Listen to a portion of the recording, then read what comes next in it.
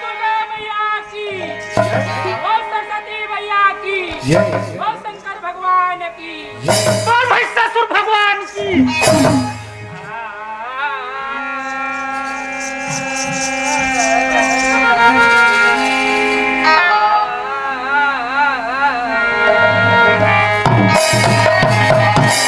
जगत जननी दुर्गे भवानी, जगत जननी दुर्गे भवानी, सुमिरन करो मैं तो मैं ज्ञानी लइका उठाई, नाच बचा दे, नाच बचा दे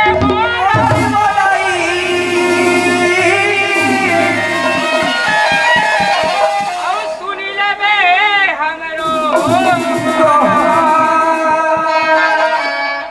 हाथ जोड़ के विनती करो,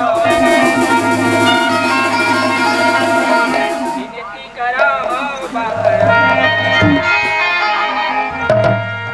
धन हमर भाग भैया, धन हमर तकदीर, एक गाँव आके हमारा सुखगर अवसर मिली।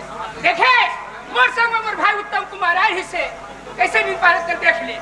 उत्तम, ये उत्तम, ये उत्तम, देखे?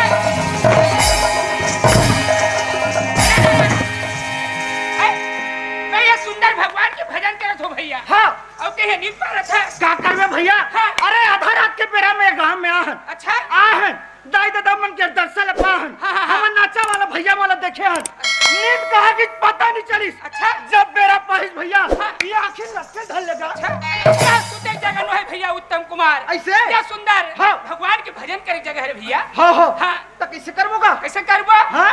यही तो हाँ। गंगा है भैया। अच्छा। यही है चारों धाम है भैया। चारों धाम है। यही है तीरथ धाम है भैया। वाह भैया हाँ। आज बड़े भाई सब में हाँ। ये छोटे भाई है अच्छा। ये निकुंभ के बस्ती भैया हाँ, हाँ, हाँ। आज पावन धाम बनेगा। हाँ। उगरे पाक कथे संगवारी का कथे भैया? उगरे पाक बताते का का कथे? सुने हाँ। ओ मोर छत्तीसगढ़ के माटी संगी रे तीरथ धाम लागे छत्तीसगढ़ के माटी संगी रे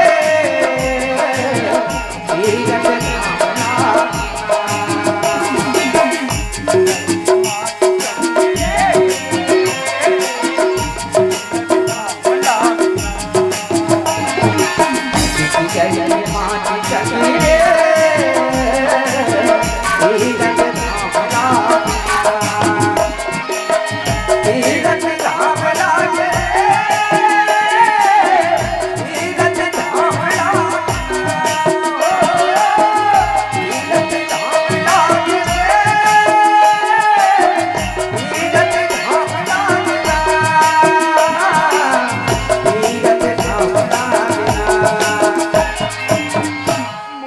छत्तीसगढ़ की माटी संग रे तीरथ धाम लागे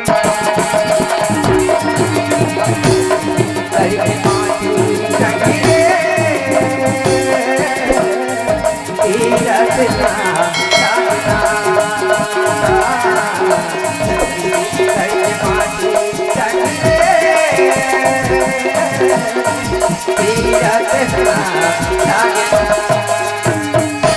जय जोहार संगवारी हो। अगर आप मन ला हमार वीडियो पसंद इस होही तो वीडियो ला लाइक करो और चैनल ला सब्सक्राइब जरूर करो और हाँ बेल आइकन ला जरूर दबाओ ताकि हमार नवा अवैया वीडियो आप मन ला सबले पहले मिले। जय जोहार, जय छत्तीसगढ़।